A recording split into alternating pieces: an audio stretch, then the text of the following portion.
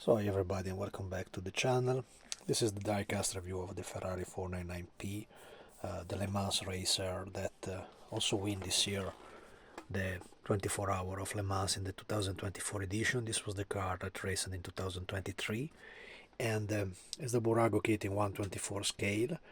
Still quite rare around Europe. They announced new items for 2024, both the Ferrari 499P and the Porsche 963, the other hypercar raced by Porsche, at least in the basic livery, the white and red, as well as the two cars, number 50 and number 51, for the 2023 version.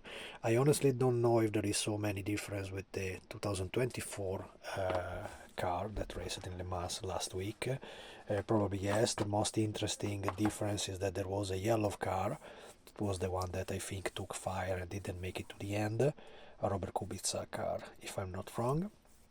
And this is very interesting because, as I said, is the model in 1/24 scale. They started a few months ago starting to sell the 1/18 scale diecast, and it was missing the 1/43 scale and the 1/24.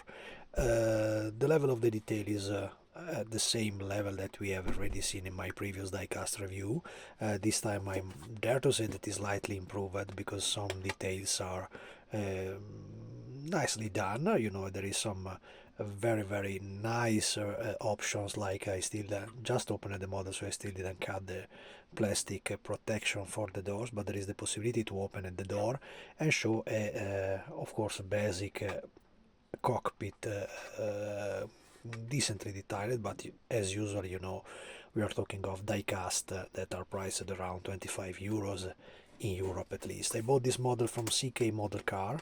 I bought it, so it was not a gift from the company. It's too rare stuff and they never get any in for my review, so I prefer to buy my stuff and be extremely objective on what I see. And what I see here is absolutely a well done model.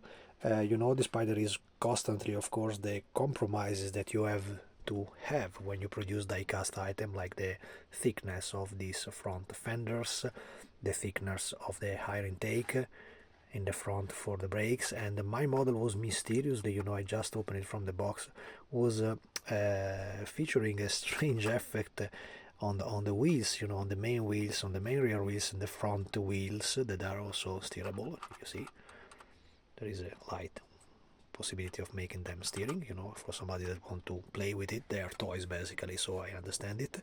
And it was full of sand, so I found a lot of sand in my box.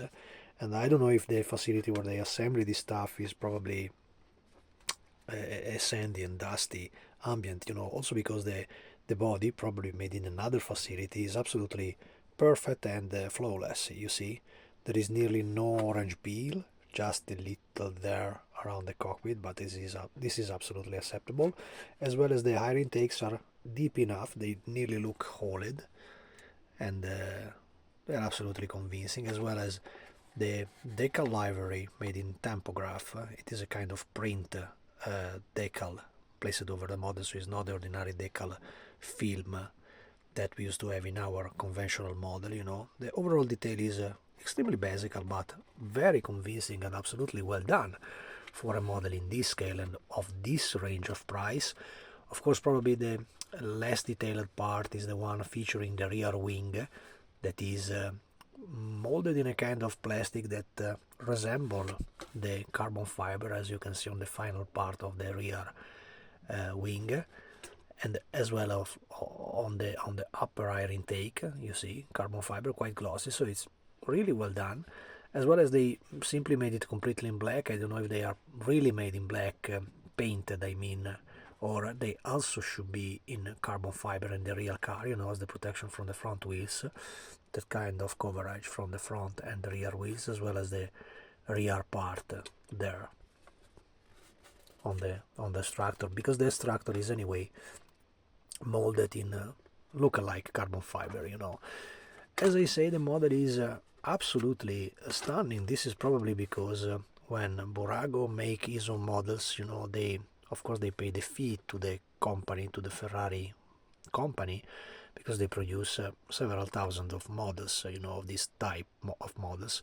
So they pay the royalty, and this also probably give them the possibility to have assistance from the main company, giving them at least the mathematics for the external part that have to be remade in 3D.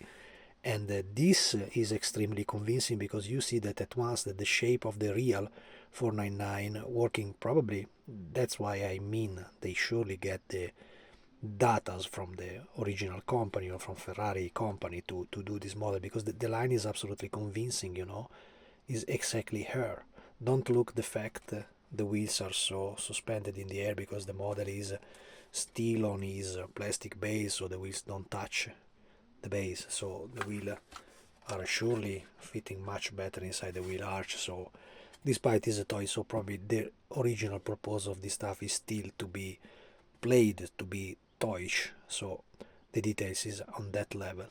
As I say, they also provide the opening side of both the doors for the cockpit. This is a very fine and interesting detail that they never made it before on their racing car. It's also true that they never made an hypercar until now, you know. They made Formula 1 car in this series, and it's really well done. So in my opinion, is absolutely a must to have, you know, if you don't want to wait for something in plastic that probably will be made in the future by major company, you know.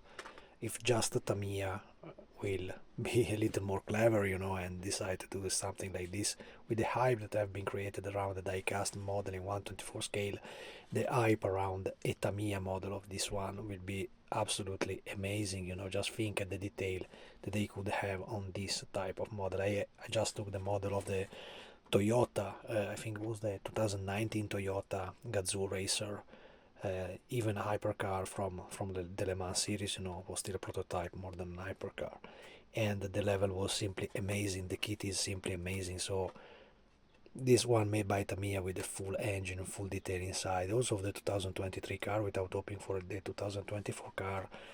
Even if this is still the car to beat around, because this is still the winning car for that kind of hypercar competition. So, and it's also very beautiful, you see.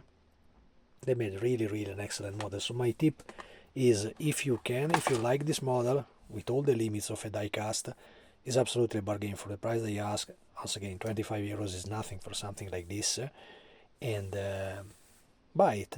My tip is absolutely to buy and to collect it, because it's absolutely worth it. Then maybe in the future somebody will make a finest detail for the wing, for the fins, and for the smaller detail, probably made in 3D, nicer than this one, you know. But also this way is absolutely a decent replica. So my tip is absolutely to collect it and to grab it. Both may be I just found the 51 now, but I know that they will also make the 50 car. It's basically the same identical car with different names and different numbers over. So basically it's an identical model, but it's absolutely highly commended by my side. So that's it, guys. For me, this is absolutely a must have in a collection of 1/24 Racer.